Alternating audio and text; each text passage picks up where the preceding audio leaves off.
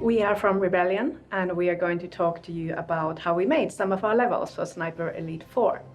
My name is Saija, I'm an environment artist, and I have been with Rebellion for 4 years. I was involved in Sniper Elite 4 from early pre-production in 2015 until July, when our latest DLC came out. It was a long project, and it wasn't always easy, but a lot of love went into it, and we are very happy to tell you all about that today. Hi, I'm Tom. I was a tester for Sniper Elite 4 as part of Rebellion's internal QA team, and I'll be covering QA's role in the development of the levels. Hey everyone, my name's Yuri. I'm a level designer with Rebellion, and today I'd like to talk to you about how we made some of our levels from a level design point of view.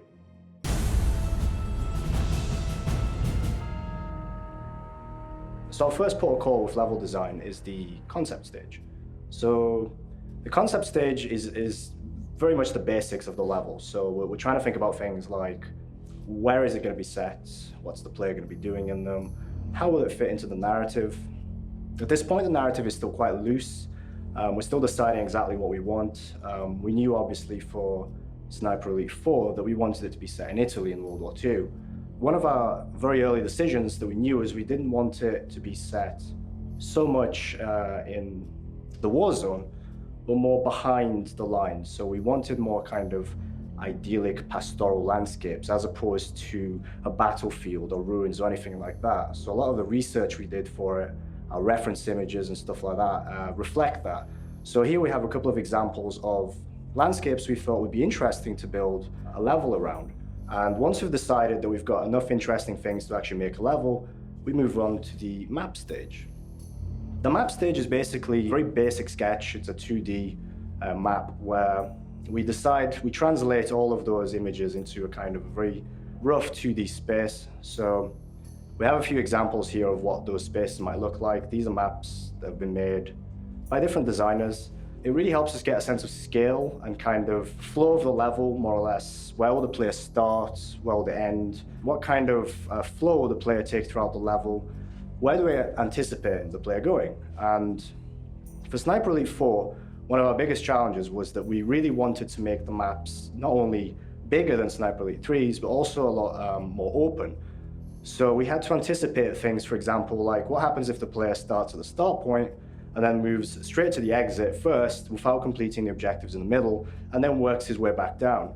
So we have to think about things like populating the level and making sure that each arena that we've built still has enemies and things for the player to do if they've approached it in a kind of unorthodox fashion. Because Sniper Elite 4 was a lot less linear than Sniper Elite 3. So we're always trying to keep these things in mind. We want to maintain these elements of challenge in there, and doing a 2D map really helps us visualize this before we get to the next stage, which is the white box stage.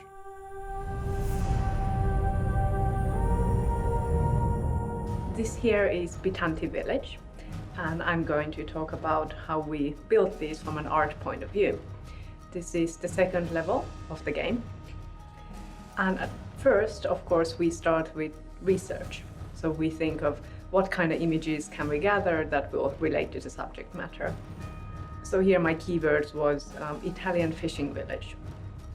And I gathered all the possible pictures I could think of that somehow relate to it, so that I could build a visual library in my head, and then I would have lots of ideas how to fill a white box when I eventually got one. Also, a very important thing about the research is historical accuracy, because we do take a lot of pride in that. So we try to think of what kind of things they would have had in the time, what kind of plants grow in this area, what kind of architecture there was, or what kind of materials were used. And it goes down to the little details, like what kind of clothing pegs did they have in 1940s northern Italy. After that has been done, we start thinking of what really makes this village memorable and unique, that how is the player going to recognize this one as opposed to all the other Italian villages that we're going to have in this game. And then we start picking it apart and thinking, right, what kind of key assets can we really pull from here that we can use to recreate the look. So in here I had picked tall buildings, lots of color, a very organic feel of arranging the city. So after that, we move on to the prototyping phase. And this is where I actually start building the level and thinking how can I actually create it efficiently so that it will still run and look nice. So I had a modular building piece kit which had 28 pieces in 10 different colors, and I felt that creates enough variation to create a village where everything kind of looks different. At this time we also have to think of outsourcing, because unfortunately we do only have one artist per level and we can't recreate every single item. So separate things like windows or balconies, fountains, they get outsourced, and while they are getting made, we worry about how to actually build the level.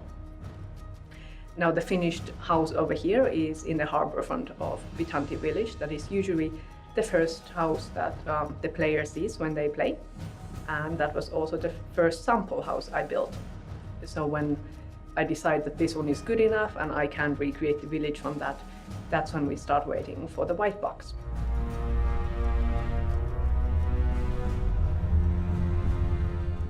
All right, so the next stage is the white boxing stage. Personally, I find it to be the most interesting part of the project. We're literally engaged in world building. We're creating a whole world from scratch. And even though at the start, this is very it's very confusing, it's very chaotic. Everything's made from very rough blocks and it's all very geometric. So you have to use a lot of your imagination. It looks very much like something out of Tron. But this is the point where we translate the 2D map into an actual 3D environment. So we're getting to think about things like, if the player starts at a certain position, what are they going to see from this point? Is there going to be a reveal? What kind of vistas they're going to have? You know, they're going to see the whole map laid out before them, the landmarks that we researched earlier, where they're going to be in relation to the player. You know, is it going to look kind of attractive? Is the player going to want to go there? So we're also thinking about where the player is going to go. We're thinking about things like signposting. So obviously there is a kind of flow to the level we want the player to follow. So do we make those routes attractive, you know, and maybe the unorthodox routes, do we put things in there for the player to explore and find? Because we don't want certain areas of the level to be uninteresting for you. We want to try and make the level replayable. And because it's a little sandbox that isn't exactly linear, it doesn't really matter what route you take. Eventually you will find something of interest, but it's up to us to make sure that environment is interesting. And one of the ways we do that is through a symmetry. So obviously we don't want the entire level to look exactly the same and play the same. We maybe decide that one part of the level we want to have a castle, and another part of the level we want to have an open field. And these not only look distinct and feel distinct to play in, but they also cater to different gameplay styles. So when we're building our environment, we need to take all of these things into account. Obviously, it being a sniping game, sniping is very important to us. So we need to think a lot about verticality. So this means basically vantage points and tall places that the player sees and thinks, ooh, I really want to get up there. This is going to give me a really good vantage point to start, you know, killing all my enemies. So we think a lot about that and how to present that to the player. At this stage as well, like I said, it requires a lot of imagination, because a lot of the mechanics that we're going to rely on in the end game still haven't been built yet. They simply don't exist.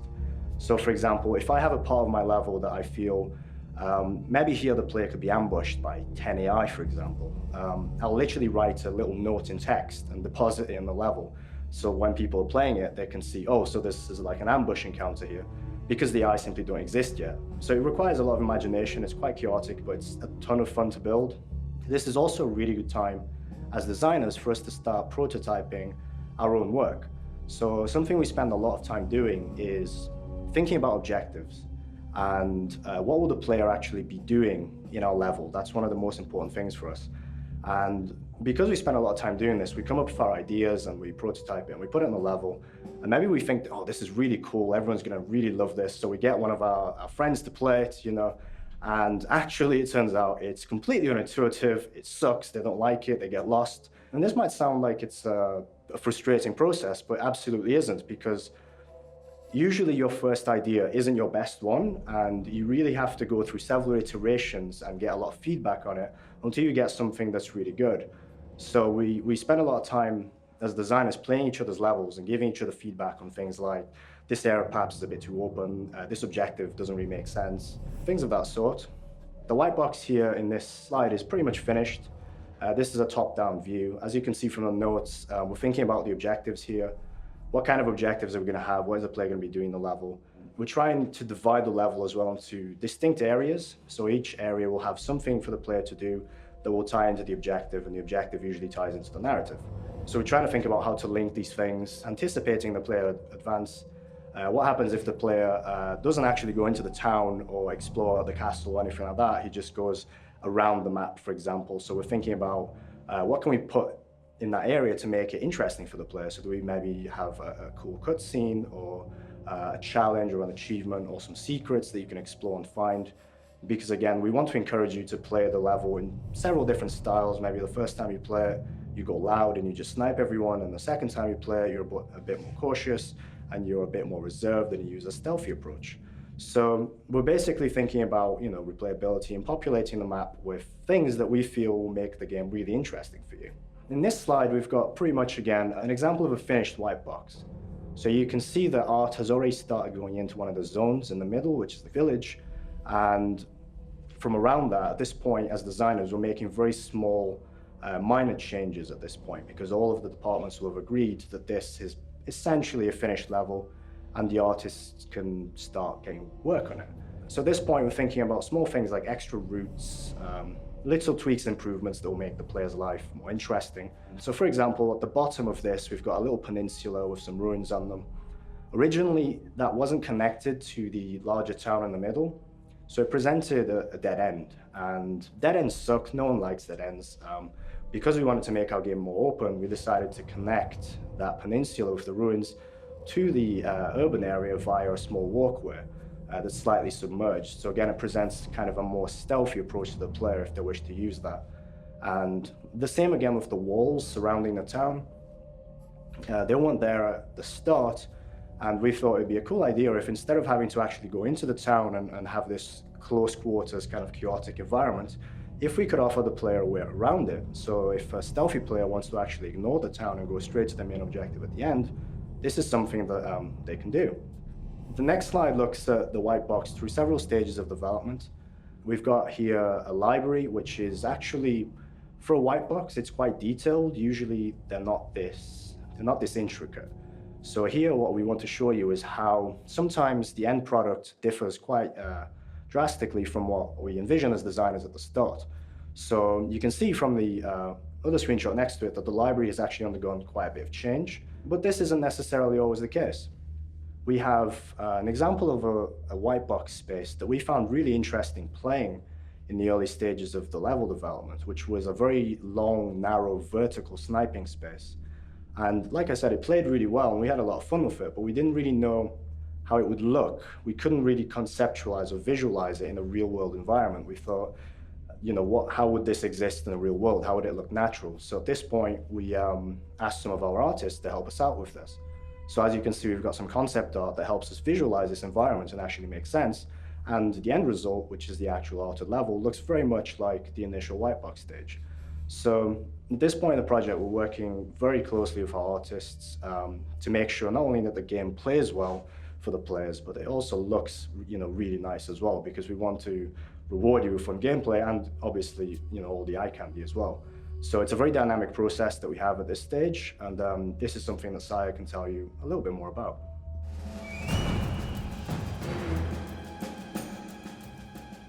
Over here we have 1 year of development of Bitanti village. So it's right from white box to the finished product. And the areas were divided into different zones, so we tried to prioritize different areas. So in here the village is of course the most important bit. So that is the bit that got done first. And the plan was that just in case something goes terribly wrong and we have to start cutting things, it would be the more distant areas like the castle or the beach that would get cut.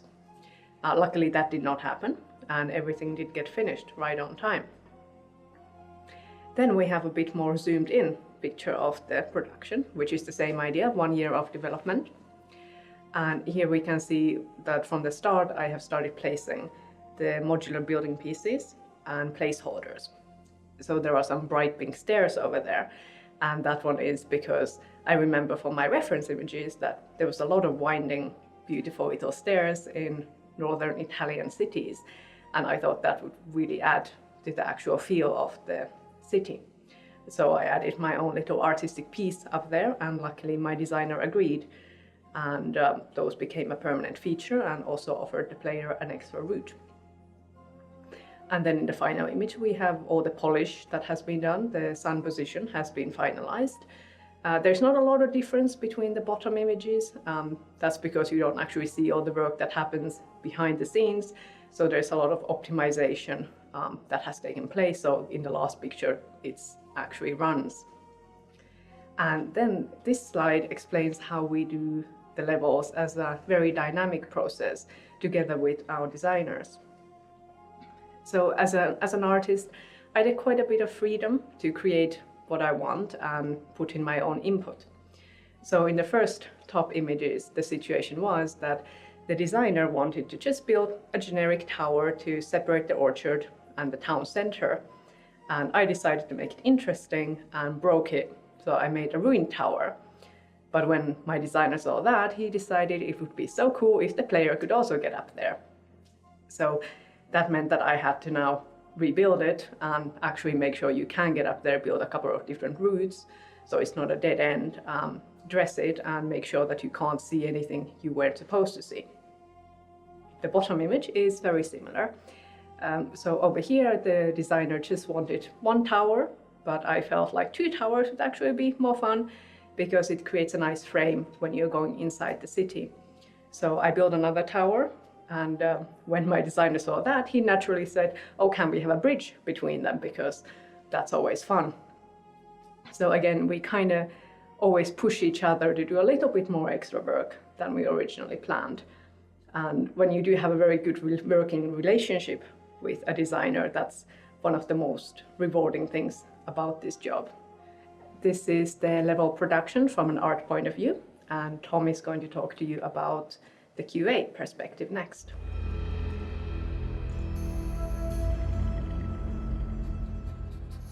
At this stage, QA are brought on to test the title. It will still be in the white box stage when we start testing, so we limit what we can bug. The main questions we need to answer is, can the level be beaten? Does the main path through the level work? And can all objectives be triggered? We're only really entering bugs about objectives and progression here due to how much needs to be done. We are working with the developers to help the project, so entering issues saying that tree doesn't have textures doesn't help anyone, even though it is technically a bug and something we don't want people to see in the final product. Once the objectives have been confirmed to work and the level is formed a bit more, we start bugging many different aspects. A common issue we saw early on was falling out of world. This is where the collision allows Carl to fall through the environment, out of the level boundaries, and just float in the abyss for a while. Checking the collision isn't just about walking into walls and hoping you don't fall through them, as we can see in this image. What has happened here is that Carl has picked up the body, ran off the edge, causing him to drop the body, but rather than falling with Carl, it's gone stuck face first on this wall. Any objects with physics need to correctly interact with any other objects with physics, so it's QA's job to go through all these different combinations. Traversal is also something that needed to be thoroughly checked, making sure you could climb over certain objects like small walls and ledges, and making sure you couldn't on anything that wouldn't make sense. As we can see in this image, this wheelbarrow has box collision, which allows cars to climb up and hang on to nothing. This needed to be checked thoroughly due to the sandbox nature of the levels. People needed to be able to freely explore these areas without any unnecessary roadblocks or annoyances. The last main area of focus for us was making sure the AI functioned.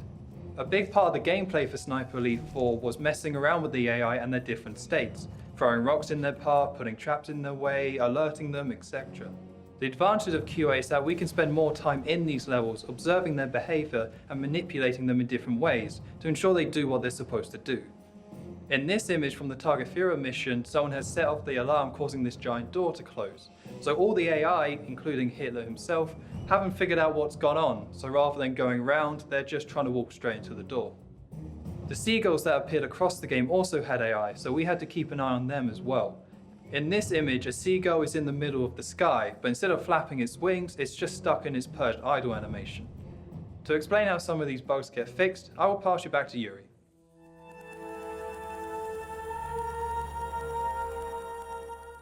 Okay, so what you're seeing here is basically what the level looks like in collision mode. And everything that Tom highlighted earlier, if it's broken, that's because we as designers have done something wrong. And what I'm about to show you is basically what we do behind the scenes to make sure that the gameplay works, but it's not something that you'll actually ever see in the game itself. So this is what the level looks like in collision mode, and the screenshot with this kind of sea of green that you see, that's basically our flagging. That's how our engine interprets where certain actions are allowed to take place. So in this instance, we're talking about where the player and the AI are allowed to walk. And as designers, we're the ones that flag those polys to tell our engine where these things take place. And something we want to do when we're designing the levels is ensure that if the player can get somewhere, the AI should also be able to get there, because otherwise you're presented with a very OP scenario, and we don't want that. We want it to be kind of fun and challenging at the same time. The next screenshot shows you a cover point. So again, this is not something you'll actually see in the game itself, but you'll observe our enemies taking cover behind certain objects.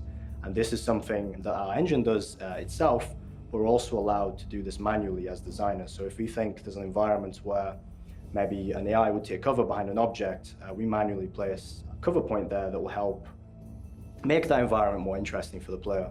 So at this point, as designers, we become a lot more reactive.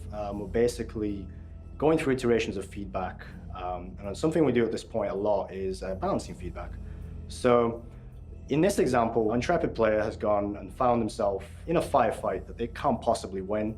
This player is going to be dead like in a matter of seconds. For us, this presents an interesting balancing decision because it's quite late in the level.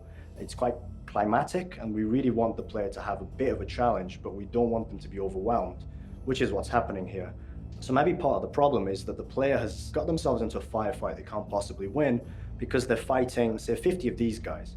Now, these guys are a basic kind of grunts. They do moderate amount of damage, and they have moderate accuracy, but in large numbers, they can be quite overwhelming. So maybe part of the problem is that we need to replace 50 of these guys with, say, 10 of these guys.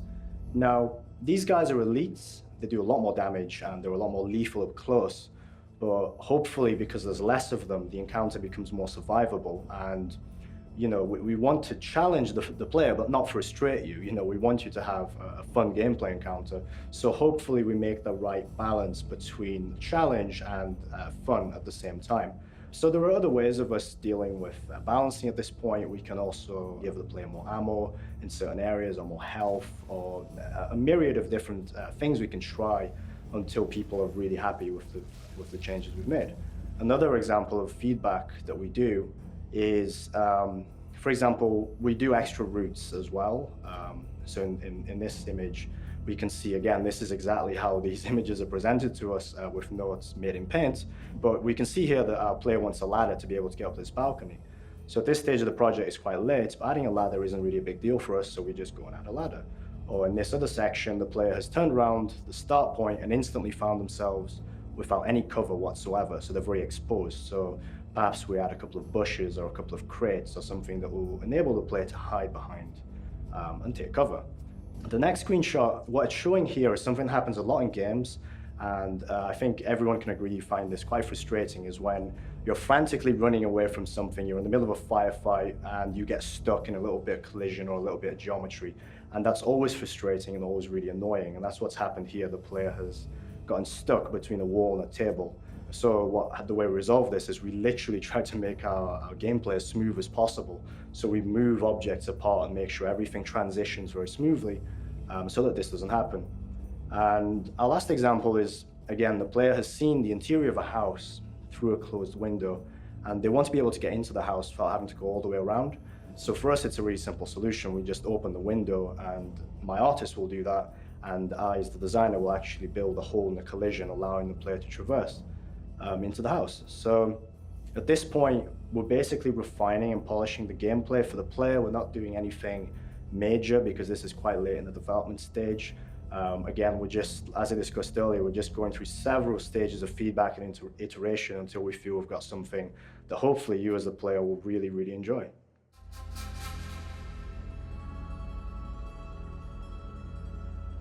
The final stretch of finishing a level is the QA to jump on it and hammer it to find every single last bug. During the course of Sniper Elite 4's development, 31,316 issues were reported. 1,655 were the most bugs for a level, and 671 was the least. We can break down the issues further by type as shown here. It's important to note that these are negative stats for us. Bug reporting is all part of the process, so every single issue reported was one small step towards getting the game to release quality. This last stage mostly involves checking parts of the levels that have already been tested to ensure no new issues have been introduced or old issues have come back. We perform speedruns of the game, so any issues with the main game itself could be reported and fixed as soon as possible. The test team expands during this time so we can get as many people on these levels as we can to ensure nothing is overlooked or missed. Everyone sees different issues and has different playstyles, so it was important to get as many eyes on the project as we could. All levels were being tested and worked on during the end of Sniper Elite 4's development, so once everyone was happy with the overall quality, the game was complete and ready to be released to the public. The people involved in making this project were very passionate about wanting to make this the best sniping game ever.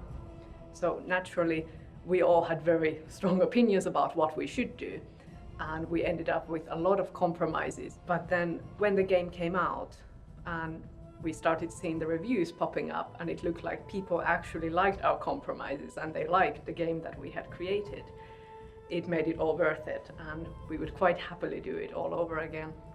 Thank you very much for watching. It's been great fun talking to you.